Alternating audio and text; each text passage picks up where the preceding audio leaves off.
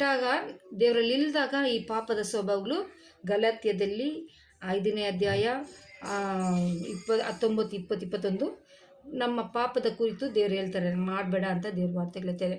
ಅದೇ ನಮ್ಮಲ್ಲಿ ಪರಿಶುದ್ಧ ಆತ್ಮ ನಮ್ಮಲ್ಲಿದ್ದಾಗ, ದೇವ್ರು ನಮ್ಮಲ್ಲಿ ನೆಲೆಸಿರುವಾಗ ಆತನ ಫಲಗಳು ನಾವು ಯಾವ ರೀತಿ ಕೊಡ್ತೀವಿ ಅಂತ ದೇವ್ರ ವಾರ್ತೆಗಳು ಹೇಳ್ತದೆ.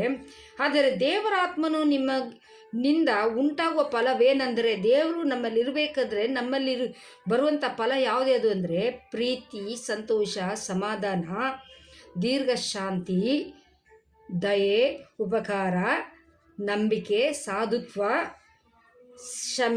ಕ್ಷಮಿಸೋದು, ದಮೆ, ಇಂಥವುಗಳೇ. ನಾವು ಎಷ್ಟು ಜನ ಇವೆಲ್ಲ ನಾವು ಕ್ಷಮಿಸಿದ್ದೀವಿ ಒಬ್ರನ್ನೊಬ್ರು. ಕೆಲವೊಮ್ಮೆ ನಮಗೆ ತುಂಬ ಕಠಿಣವಾದಂಥ ಒಂದು ಸಂದರ್ಭ ಇರುತ್ತೆ, ಕ್ಷಮಿಸೋಕ್ಕೆ ಆಗಲ್ಲ. ಬಟ್ ದೇವ್ರ ವಾರ್ತೆಗಳು ಅಂತಂದರೆ ಕ್ಷಮಿಸು ಅಂತಾರೆ. ನಾವು ಕ್ಷಮಿಸುವಾಗೆ ನಮ್ಮ ಪಾಪಗಳು ದೇವ್ರು ಕ್ಷಮಿಸೋದು. ನಾವು ಕ್ಷಮಿಸುವಾಗ ಆ ಆತ್ಮ ದೇವ್ರಿಗೆ ಹೋಗ್ಬೇಕಲ್ಲ, ಪರಿಶುದ್ಧಾತ್ಮ ಆ ರಾಜ್ಯಕ್ಕೆ ಹೋಗಿ ಸೇರಬೇಕಲ್ಲ.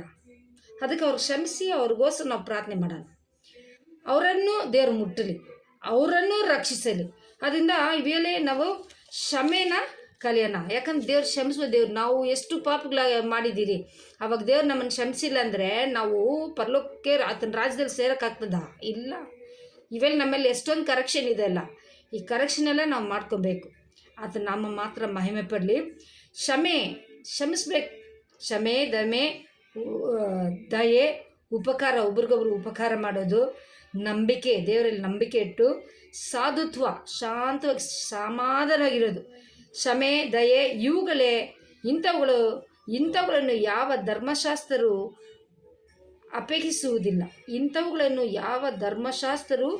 ಅಪೇಕ್ಷಿಸುವುದಿಲ್ಲ. ಕ್ರಿಯೆ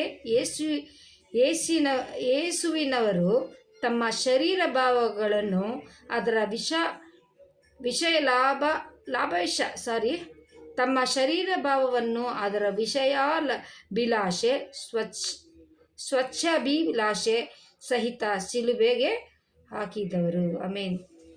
ಈ ಕ್ಯಾರೆಕ್ಟರೆಲ್ಲ ಇರಬೇಕಾದ್ರೆ ನಾವು ಆತನ ಶಿಲುಬೆಯಲ್ಲಿ ಇದೆಲ್ಲ ಹಾಕಿ, ನಮ್ಮ ಪಾಪೆಲ್ಲ ಶಿಲುಬೆಯಲ್ಲಿ ಹಾಕಿ ನಮಗೆ ಒಂದು ಮಾದರಿ ತೋರಿಸಿ ದೇವ್ರು ಹೋಗಿದ್ದಾರೆ. ಇವೆಲ್ಲ ನಮ್ಮಲ್ಲಿ ಇರುವಾಗ ದೇವ್ರ ನಾಮ ಮಹಿಮೆ ಪಡಲಿ.